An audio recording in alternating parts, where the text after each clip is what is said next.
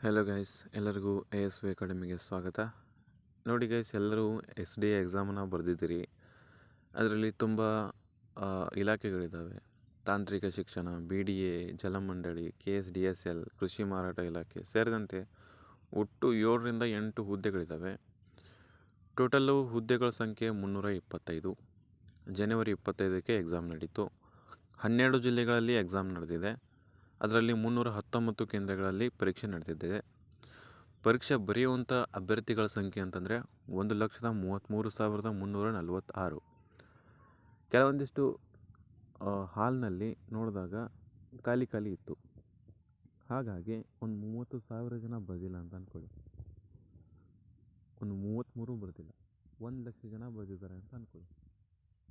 ನಿಮ್ಮ ಕಾಂಪಿಟೇಷನ್ ಎಲ್ಲಿಗೆ ಬಂತು ನೋಡಿ ಗೈಸ್. ನಿಮ್ಮ ಕಾಂಪಿಟೇಷನು ಒಂದು ಪೋಸ್ಟಿಗೆ 390ರಿಂದ 400 ಜನ ಫೈಟ್ ಮಾಡ್ತಾರೆ ಒಂದು ಪೋಸ್ಟಿಗೆ. ಓಕೆ, 1,00,000 ಜನ ಬರೆದಿದ್ದಾರೆ ಅಂತ ಅಂದ್ಕೊಂಡ್ರೂ 390ರಿಂದ 400 ಜನ ನಿಮಗೆ ಫೈಟ್ ಮಾಡ್ತಾರೆ. ಬಟ್ 1,33,000 ಅಂತ ಬಂದಾಗ ಒಂದು ಪೋಸ್ಟಿಗೆ 406 ಜನ ಫೈಟ್ ಮಾಡ್ತಾರೆ.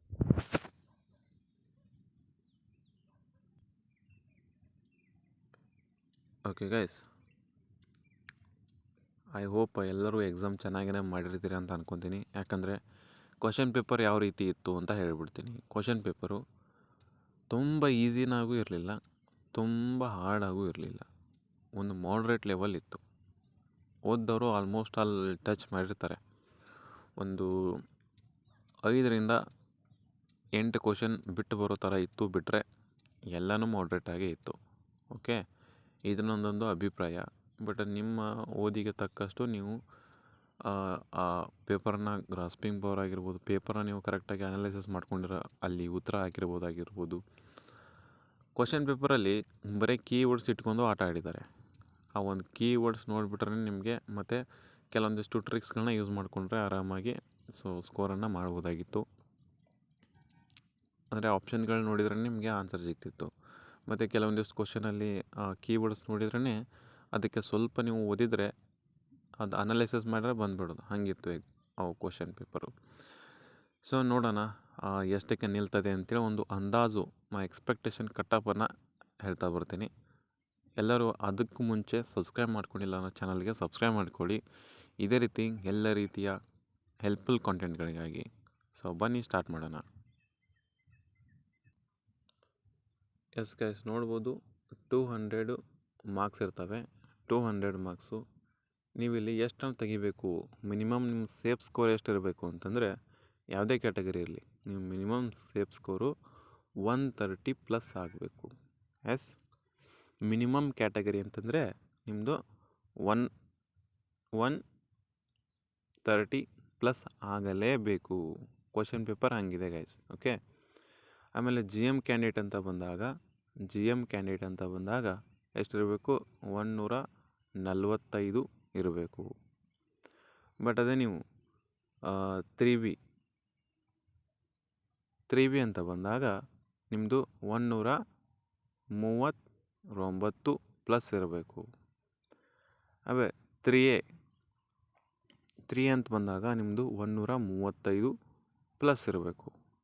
ಆಮೇಲೆ 2A ಅಂತ ಬಂದಾಗ ಎಷ್ಟಿರ್ಬೇಕು ನಿಮ್ಮದು, 2A ಅಂತ ಬಂದಾಗ 132 ಇರಬೇಕು.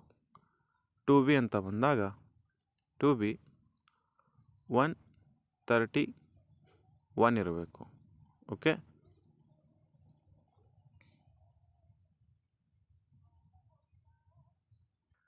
ಇದು ಎಕ್ಸ್ಪೆಕ್ಟೆಡ್ ಕಟಪ್ ಆಗಿರ್ತದೆ. ಮತ್ತು ಮಹಿಳೆಯರಿಗೆ ಅಂತ ಬಂದಾಗ ಗರ್ಲ್ಸ್ ಅವರಿಗೆ ಎಷ್ಟಿರಬೇಕು ಅಂತಂದರೆ ಮಿನಿಮಮ್ ಅವರು 110+ ಮಾಡಬೇಕು ಗರ್ಲ್ಸ್ ಅವರು. ಓಕೆ, ಇನ್ನು ಎಕ್ಸ್ ಸರ್ವಿಸ್ ಮ್ಯಾನ್ ಅವ್ರಿಗೆ ಎಷ್ಟಿರಬೇಕು ಅಂತಂದರೆ ಮಿನಿಮಮ್ 100 ಮಾಡಬೇಕು. ಓಕೆ, ಮಿನಿಮಮ್ 100+ ಮಾಡಬೇಕು ಎಕ್ಸ್ ಸರ್ವಿಸ್ ಮ್ಯಾನ್ ಅವರಿಗೆ. ಓಕೆ, ಎಲ್ಲ ರೀತಿಯಾಗಿ ನಿಮಗೆ ಕ್ಯಾಟಗರಿ ವೈಸ್ ಕಟಪ್ಪನ್ನು ಮಾಡಿಕೊಟ್ಟಿದ್ದೀವಿ ಗೈಸ್. ಇದೊಂದು ನಮ್ಮದು ಎಕ್ಸ್ಪೆಕ್ಟೆಡ್ ಕಟ್ಟಾಪ್ ಇರ್ತದೆ. ಸೊ ಇದರ ಆಸುಪಾಸಿನಲ್ಲೇ ನಿಮಗೆ 1ರಿಂದ 5 ಮಾರ್ಕ್ಸು ನಿಮಗೆ ಹೆಚ್ಚು ಕಮ್ಮಿ ಆಗ್ಬೋದು. ಬಟ್ ಇದು ಕರೆಕ್ಟಾಗಿ ಸ್ಕ್ರೀನ್ಶಾಟ್ ತಗೊಂಡು ಇಟ್ಕೊಳ್ಳಿ ಬೇಕಾದ್ರೆ. ಇದು ಬಂದುಬಿಟ್ಟು ನಿಮಗೆ 100% ಅಂತ ಹೇಳೋಕ್ಕಾಗಂಗಿಲ್ಲ, ಬಟ್ 99% ಆ್ಯಕ್ಯುರೇಟ್ ಆಗಿರ್ತದೆ ಒಂದು ಅಂದಾಜಿನ ಪ್ರಕಾರ. ಓಕೆ, ಮತ್ತು ಅದಕ್ಕಿಂತ ಮುಂಚೆ ಇನ್ನೊಂದು ಕಟ್-ಆಫ್ನ ರೆಡಿ ಮಾಡ್ತೀವಿ. ನೀವು ಕಮೆಂಟ್ ಮಾಡಿನ ಆಧಾರದ ಮೇಲೆ ಕೆಳಗಡೆ ಕಮೆಂಟ್ ಮಾಡಿ, ನಮ್ಮ ಸ್ಕೋರ್ ಎಷ್ಟಾಗಿದೆ ಪ್ಲಸ್ ನಾವು ಯಾವ ಕ್ಯಾಟಗರಿಯಲ್ಲಿದ್ದೀವಿ, ನಮ್ಮ ಸ್ಕೋರ್ ಎಷ್ಟಾಗಿದೆ, ಯಾವ ಕ್ಯಾಟಗರಿಯಿದ್ದೀವಿ, ಆಮೇಲೆ ರಿಸರ್ವೇಷನ್ ಏನಿದೆ ಅನ್ನುವಂಥದ್ದನ್ನ ಕೆಳಗಡೆ ಕಮೆಂಟ್ ಬಾಕ್ಸ್ನ ತಿಳಿಸಿ. ಅದರ ಆಧಾರದ ಮೇಲೆ ನಾವು ಮತ್ತೊಂದು ಕಟ್-ಆಫನ್ನು ರೆಡಿ ಮಾಡ್ತೀವಿ. ಸೊ ಇದಿಷ್ಟು ಒಂದು ಶಾರ್ಟ್ ವಿಡಿಯೋ ಆಗಿತ್ತು. ಸೊ ಎಲ್ಲರಿಗೂ ಕೂಡ ಧನ್ಯವಾದಗಳು. Thanks for watching.